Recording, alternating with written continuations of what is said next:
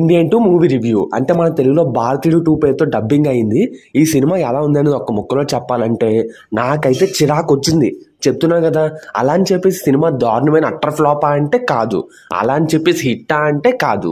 మీకు క్లియర్గా అర్థం అవ్వాలంటే ఇన్డెప్త్ రివ్యూలోకి వెళ్ళాలి. ఇంకా ఓపెన్ చేసే ముందు ఒక చిన్న విషయం ఏంటంటే, ప్లీజ్ ఈ వీడియోని లైక్ చేసుకుని సబ్స్క్రైబ్ చేసి సపోర్ట్ చేయండి భయ్యా. మీరు సపోర్ట్ చేస్తానే కదా ఇలాంటి ఎర్లీ ప్రీమియర్ రివ్యూస్ మీ ముందుకు వస్తాయి.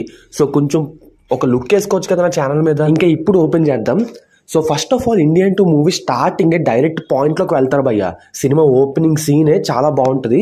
ఆ తర్వాత ఒక ఫస్ట్ 20-30 మినిట్స్ అయితే నిజంగా వేరే లెవెల్. అసలు అక్కడ వచ్చిన ఎమోషనల్ సీన్స్, ఆ సీక్వెన్సెస్ అన్నీ కూడా చాలా బాగున్నాయి. ఆ తర్వాత మన తాత ఇంట్రో ఉంటుంది ఆ పొడుగు జుట్టుతో అనమాట. అదైతే నిజంగా చాలా దరిద్రంగా ఉంది. చెప్తున్నా కదా, మనకి సినిమా ఫస్ట్ హాఫ్ అంతా కూడా ఎలా అంటే బిలో యావరేజ్గా వెళ్తుంది భయ్యా. ఈ మూవీ స్టోరీ గురించి నేను చెప్పక్కర్లేదు, ఎందుకంటే ఆల్రెడీ మీకు పార్ట్ 1 చూసారు, ట్రైలర్ చూసారు. లంచం లంచం లంచం, ఈ లంచం మీద ఈ భారతీయుడు చేసిన తిరుగుబాటు, అసలు సిద్ధార్థ్ క్యారెక్టర్ ఏంటి, ఇవన్నీ మీరు సినిమా చూసి తెలుసుకోవాలి.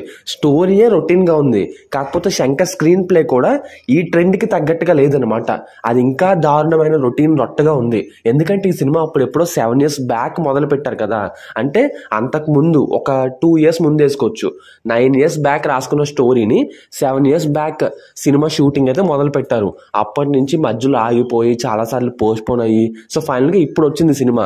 సో ఇప్పుడు చూసుకుంటే ఈ స్టోరీ అలాగే స్క్రీన్ ప్లే చాలా రొటీన్ అయిపోయాయి. సినిమా టెంప్లెట్ అయితే అయ్యి బాబోయ్, కొన్ని చోట్ల హై ఫీలింగ్ తెప్పిస్తుంది, కొన్ని చోట్ల స్లోగా వెళ్తుంది సినిమా.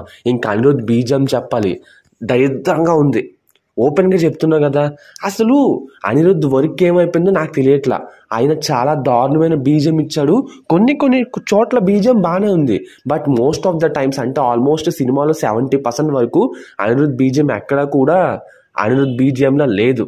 నేను చెప్తున్నా కదా. ఇంకా నెక్స్ట్ వచ్చేసి ఇంటర్వెల్ సీక్వెన్స్ అయితే చాలా బాగుంది భయ్యా. సో అదైతే పర్వాలేదు. ఇంకా నెక్స్ట్ పాయింట్, నాకు గుర్తున్న పాయింట్ ఏంటంటే సాంగ్స్ డబ్బింగ్. ఆ క్యాలెండర్ సాంగ్ అని చెప్పేసి అది కొంచెం విజువల్గా బాగానే ఉంది, కాకపోతే అది పెట్టాల్సిన అవసరం లేదేమో అనిపించింది. ఏదో శంకర్ మార్క్ని చూపించుకోవడానికి ఆ సాంగ్ని పెట్టారు, కానీ అది ఇలాంటి సినిమాలో అనవసరమేమో అనిపించింది. కానీ విజువల్గా బాగుంది ఆ పాట అయితే. అండ్ ఆ పాటలో వచ్చే లిరిక్స్ ఉంటాయి కదా మన తెలుగు డబ్బింగ్, అవైతే బాబోయ్ దారుణం అనమాట.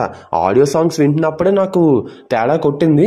ఇంకా థియేటర్లో అంత పెద్ద సౌండ్ సిస్టమ్తో ఆ పాటలు వింటున్నప్పుడు అసలు డబ్బింగ్ ఎవరు చేస్తాడు ఆ సాంగ్స్కి అన్నట్టు అనిపించింది అనమాట. కొంచెం తెలుగు డబ్బింగ్ కేర్ తీసుకుని ఉండాల్సింది. అన్నట్టు చెప్పడం మర్చిపోయాను, మీకు కమేడియన్ వివేక్ గారు తెలుసు కదా. సో ఆయన చనిపోయారు ఈ మూవీ షూటింగ్ మధ్యలో ఉన్నప్పుడే, కానీ ఆయన క్యారెక్టర్ మాత్రం సినిమాలో ఉంటుంది భయ్య.